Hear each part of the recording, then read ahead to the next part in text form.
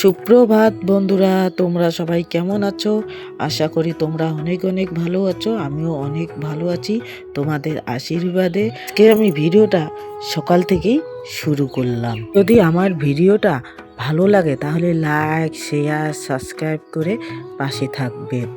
এদিকে আমার মেয়ে ঘুম থেকে উঠেই বারান্দাতে বসে আছে, আর ওকে আমি ধাওয়া দিচ্ছি যে ঘুম থেকে উঠে মুখ হাত ধুয়ে মানুষ বই দিয়ে বসে, তুমি বারান্দায় বসে আছো।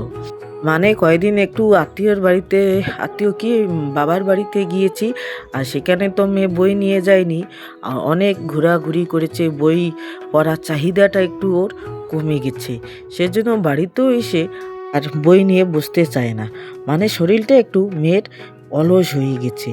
4-5 দিন থেকে আমরা বাবার বাড়িতে ছিলাম দেখেই এই অবস্থাটা হয়ে গেছে মেয়ে। আর মেয়ে পড়াশুনো আর করতে চায় না। মানে 3-4 দিন যদি আবারও এইভাবে করে কেটে যায়, তারপর ওর পড়াশুনোর চাহিদাটা আবার চলে আসবে। তখন একাই একাই বই নিয়ে বসবে। তখন আর আমাকে বলতে হবে না যে বই নিয়ে বস, ও সময় মতন ও বই নিয়ে বসে পড়ে। বন্ধুরা, তোমাদের সাথে কথা বলতে বলতে আমার আঙিনাটা ঝাড়ু দেওয়া শেষ হয়ে গেছে। তোমরা তো জানো এদিকে আমার ঝাড়ু দিতে হয় না। মা সকাল সকাল উঠে পড়ে, মা এদিক দিয়ে ঝাড়ু দেয়। মানে আমার শাশুড়ি মা সকাল সকাল ঝাড়ু দিয়ে দেয়। আর আমরা তো এত সকালে উঠতে পারি না, মানে আমরা ঘুমাই 12টার দিকে। আর শাশুড়ি মা এত তাড়াতাড়ি ঘুমিয়ে পড়ে, সেজন্য শাশুড়ি মা একটু তাড়াতাড়ি উঠে একটু ঝাড়ু দিয়ে দেয়। এদিকে আমার ঝাড়ু দেওয়া শেষ হওয়ার পর আমি রান্নাঘর থেকে বাসনপত্র নিয়ে বের হলাম, কলপামে চলে যাব। আর কলপামটাও আমাদের একটু দূরে। তোমাদের সাথে আর কিছু শেয়ার করিনি, একবারে আমি রান্না করলাম। মানে মেয়ের আজকে স্কুল চালু হয়েছে, তাই মেয়ে চলে গেল স্কুলে। দেখো, শাক তুলে আনলাম, গিয়ে মেয়েকে ওদিকে স্কুলে পাঠিয়ে দিয়ে শাক তুলে এলাম। আমার হাতে এই যে শাক, হাতের মুঠিতে ধরেছি, এই যে শাক, এই যে পড়লো পিলাম। এখানে পিয়াদের এদিকে চলে এলাম খেতে, তাই শাক তুললাম কিছু, ওখান থেকে কিছু নিয়ে এসেছি, আর এখান থেকে কিছু তুললাম, তুলে রান্না করব। আর এদিকে মাহি সোনা এসেছে, আর এদিকে মাহির মা, এমন কাজ হয়েছে কি আর বলবো। বন্ধুরা, শাক তুলে আমি শাক রান্না করলাম। আর বাঁধাকপি ঘন্ট আমি সকালেই রান্না করে দিয়েছি। মেয়ে খাওয়া দাওয়া করে চলে গেছে।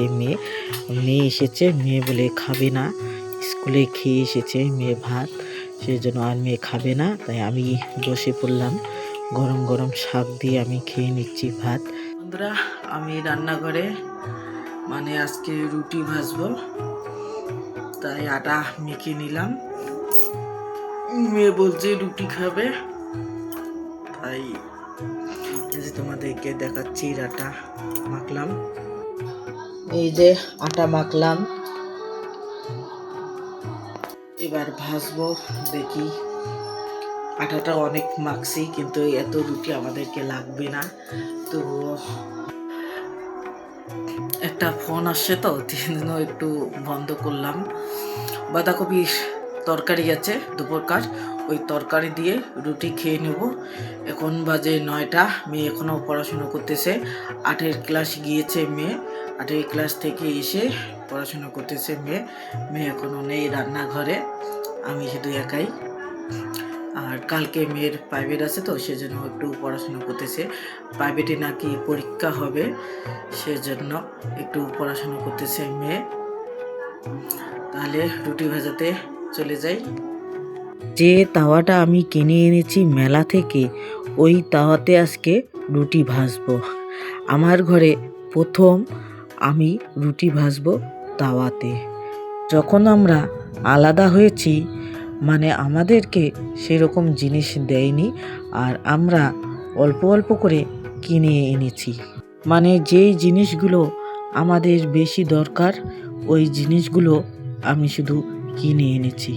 আর আমাদের তো সেরকম সামর্থ্য নেই একবারে সব জিনিসগুলো কিনে আনবো, সেরকম তো আমাদের নেই। তাই অল্প অল্প করে জিনিস আমি কিনে এনেছি। যেমন পল্লবীর বাবাও শিলিগুড়ি থেকে অনেক জিনিস কিনে এনেছে, মানে ও একটু হাত খরচার টাকায় রেখে আমাকে টাকা পাঠিয়ে দেয়। হাত খরচার টাকা জমিয়ে রেখে ও জিনিস কিনে এনে শিলিগুড়ি থেকে বাড়িতে নিয়ে আসে, মানে যেটা বেশি দরকার ওই জিনিসগুলো নিয়ে এসেছে আগে পল্লবীর বাবা। রুটি ভাজা শেষ হয়ে গেছে, মেয়ে এদিকে এসে গেছে, মেয়ে খাওয়া দাওয়া করে নিচ্ছে, তোমাদের সাথে শেয়ার করছি। এই যে বাঁধাকপির ঘন্ট আর রুটি, এই যে মেয়ে খেয়ে নিচ্ছি রুটি। বন্ধুরা, খাওয়া দাওয়া শেষ করে এবার চলে এলাম ঘরে। মেয়ে তো ঘুমিয়ে পড়েছে, তাই তোমাদের সাথে কিছু আমি শেয়ার করব। এই যে মেয়ে ঘুমিয়ে পড়েছে, তোমাদের সাথে কিছু কথা শেয়ার করব।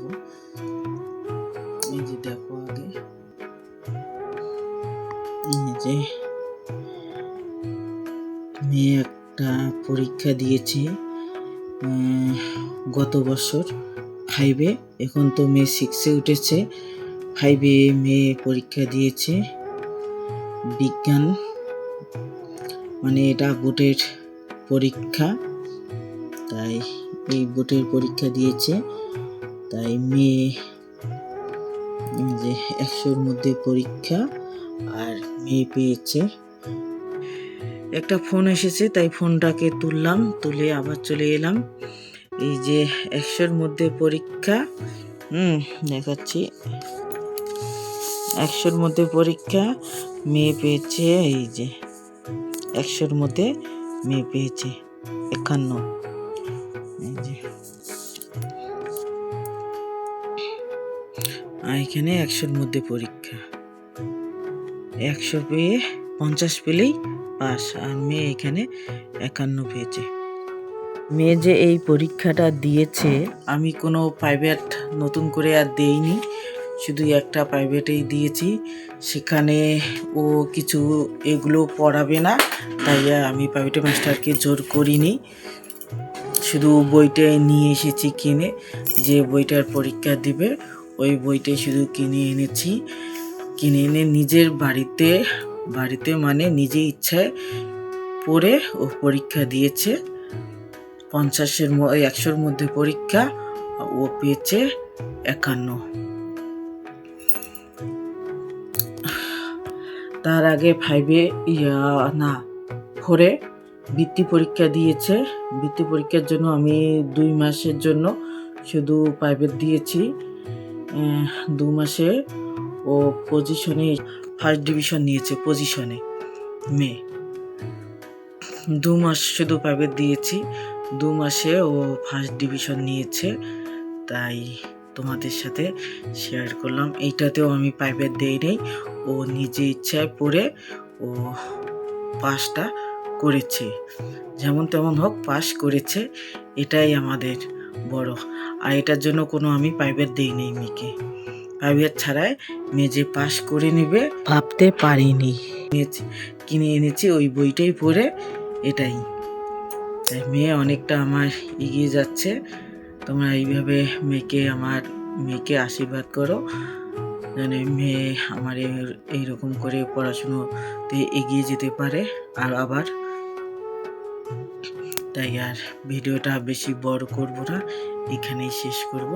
তোমরা ভালো থেকো, সুস্থ থাকো, শুভরাত্রি।